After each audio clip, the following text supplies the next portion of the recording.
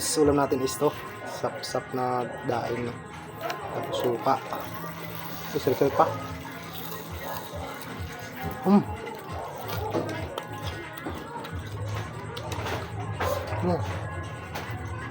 Kain. Malutong. Lunog ko na nga. At least sunog-sunog mo yan, ganyan. Pero pang wala. Yung buntot lang malutong. Yung malalaki, hindi. Hop. Malat-alat din ang sarap. Kasi na ginagit ng ano. Kasi yung suka.